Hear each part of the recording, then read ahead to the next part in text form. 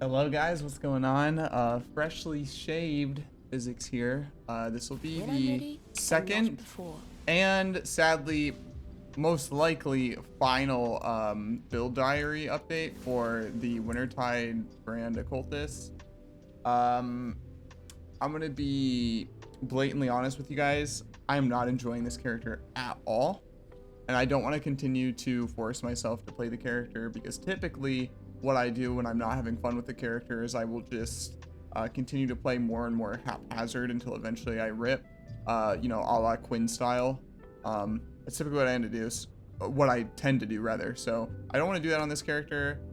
This will be the last update. I did get halfway through 80 in like mid yellow maps. The character's like okay. It's just I'm not sure. I don't know why it wasn't clicking with me this time around. And in the past, I really enjoyed Cold Dot. I've played Cold Dot at Cultist multiple times before in the past. I think really it's just I think I would still be having fun actually. Funnily enough, if I was just playing this is the typical Vortex Cold Snap play style. But just it is such a headache to scale Wintertide brand and also like everything else as an occultist. The tree's a headache. I mean, the build is fine. If you guys want to play this, you can. It's just for me, I'm not enjoying this style of cold dot. So with that said, I will show you guys one final map so you can kind of see what we're doing. I'll give you one final update and this will be it for the character.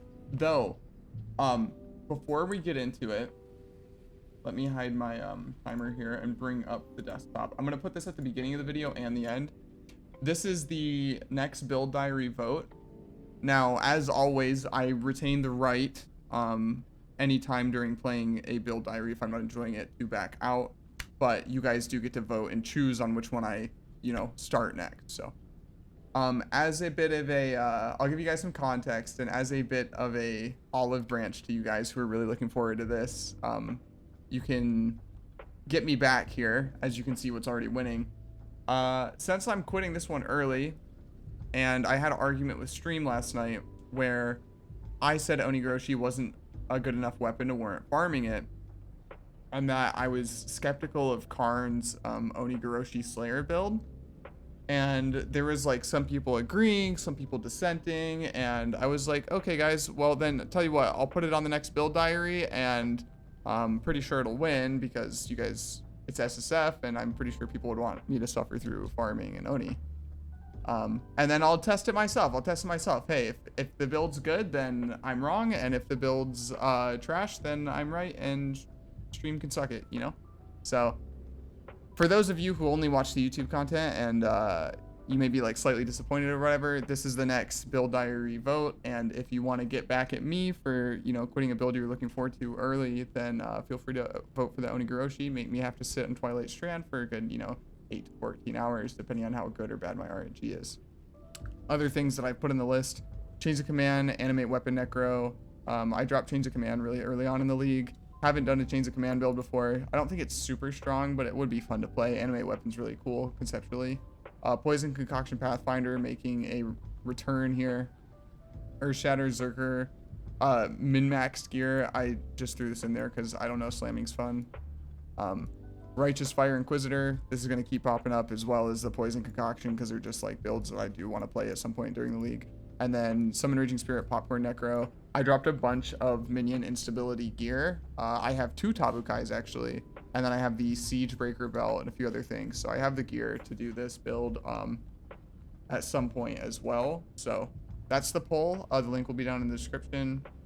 And then voting will end in probably about 12 hours. So, yep. All right, onto the build. So first things first, passive tree. What changed? We got Ghost Dance rather for Ghost Shrouds. Huge increase in survivability. More life nodes. Picked up Season of Ice for the Cold Dot wheel. And I believe that's it. That's all that really changed. Because I think that was about like 9 or 10 passives I gained from last video. The gear has changed quite a bit. I dropped the trigger craft on the wand. And just use a better crafted wand. This still is not nearly as good as you could get. But the mana cost was just like a major headache with the trigger wand, and it was just not. It didn't have enough upsides because the cold snap auto casting was finicky on the uptime of the frenzy charges. The frostbite was just better in a blasphemy setup. And then lastly, Frostbomb. I don't need that damage all the time, and I didn't have it all the time with the Trigger Craft, so I just self-cast Frostbomb when I need it now. It's been better this way, I think. So that's that.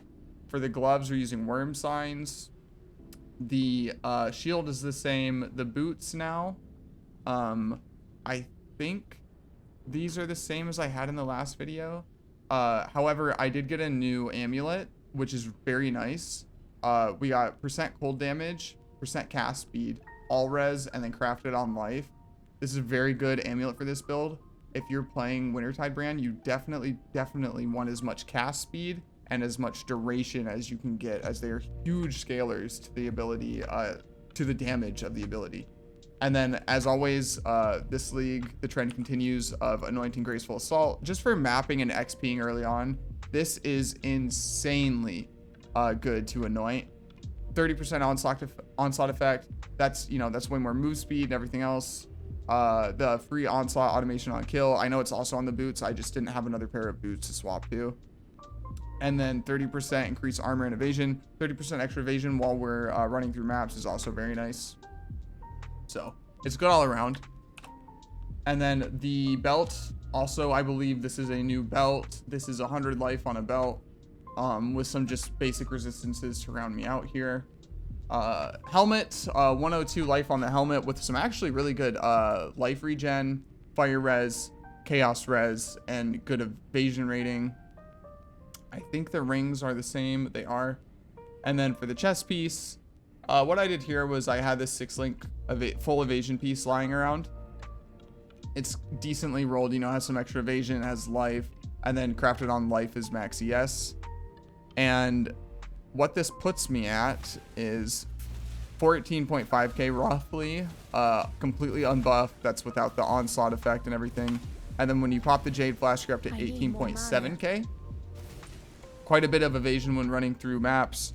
Also, the life is a little bit under 4.4k with the energy shield at 1.1k. This with the ghost dance, with the ghost shrouds, very effective while mapping. Most of the time your life doesn't move at all. Things can't hit you. Whenever they do, the ghost shroud instantly pops your ES back up. Something else that I was planning on taking for the build is this cluster, one with evil, which gives you a ton of chaos res, which is very nice considering the build is strapped like for stats on gear. And then taking the corrupted blood immunity on this node, and then over here Soul Thief, which is energy shield on kill, which is very nice for general mapping. And then the evasion and energy shield mastery actually lets you take 30% of chaos damage, does not bypass energy shield. As you guys know, I complained in the last video that the big downside of this build is degens. So this, like when you get poisoned and stuff like that, or like desecrated ground, things like that, not completely going past your energy shield and effectively cutting your effective HP down by like 20 to 30%. You get to keep this and keep all the energy shield, have it mitigate some of the damage, and it like drastically increases your survivability. Maybe later on, once I have a bunch of chaos res and stuff and I don't feel it as much, I may spec out of that, or theoretically I would have specced out of that, but I definitely think it's worth taking early on. As far as getting the colors, I just hit this with like the harvest, guarantee 1 green, 1 red socket, or 1 blue, 1 green, or whatever, and then eventually it just rolled this. This wasn't something I was super planning on doing. If you want to see what I was using before, there's another upgrade mid video. I was using this carnal armor, the Restless Ward. This is actually really good. It has absolutely massive evasion. If you want to see me equip it real quick, this is actually better than what I'm using now. As hold on, let's take this out. So you'll notice that my life goes down by 100, but I lose like 220 ES. And I mean, I had to unequip. Actually, you know what I could do, just for the sake of the video. Sure. we'll do this, and I will take snow. Okay, so let me activate this again. All right, so my evasion now with this chest piece on is 15.4, almost 0.5k. So you get like 1,000 more evasion with this chest piece. You also gain 200 ES, 200 and almost 50 ES for like 80 life or so. So that is actually a very, very, very good chest piece if you want to use it. It has a lot of synergy with Ghost Shroud. But obviously upgrading to a 6-link is just a massive upgrade, both in terms of like survivability and other things as well, simply because, you know, you kill things much faster, you're doing much more damage. So the links for Wintertide brand, by the way, are Wintertide brand, hypothermia, efficacy, inspiration, controlled destruction, and elemental focus, excuse me. So I'll run through one map here, and then do keep in mind, guys, that I will, let me find one that I actually want to do. Mud Geyser. We'll do Mud Geyser map. Do keep in mind that I will be posting the POB down below of this character currently, and then the full theory crafted POB for what the endgame character would have looked like had I kept playing it. So those of you who wanted to follow along with the build and copy what I was doing, have no fear. There will be this current character, and then also the fully decked out endgame character, you know, at like level 95, whatever.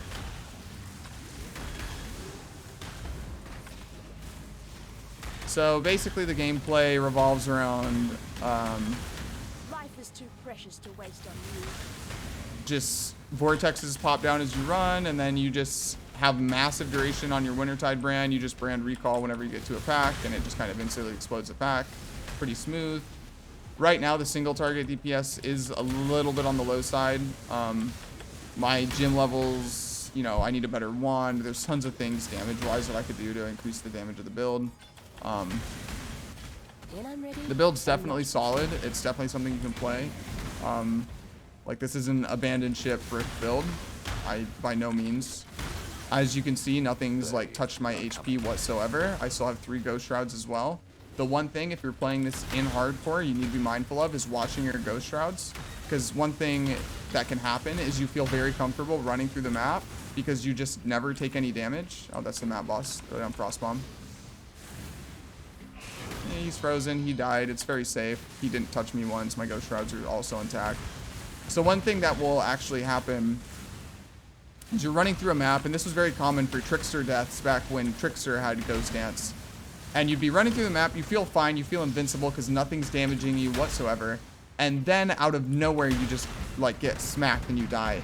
And that's because people would like not notice that they're losing Ghost Shrouds. So Ghost Shroud, like basically you get hit by something and you instantly top back up and you're healed. Like unless you're like getting one-shotted or the damage is insane, you're just instantly healed. So you lose all your Ghost Shrouds and then you get hit and you don't get that instant heal and then you get chunked really, really hard.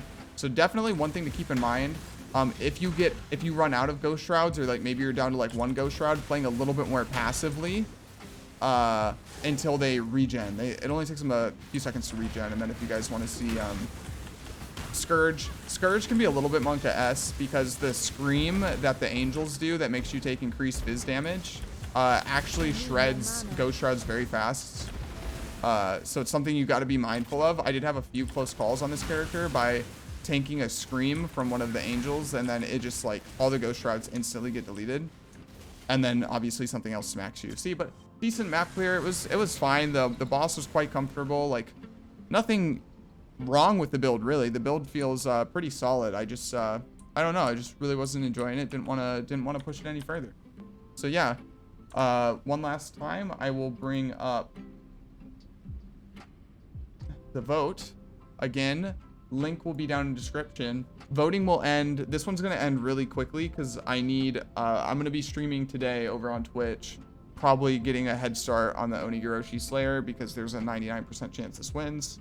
Though it would be absolutely hilarious. I probably shouldn't say this, but it would be absolutely hilarious if I farm the Onigoroshi, spend, you know, however many hours, and then it doesn't win.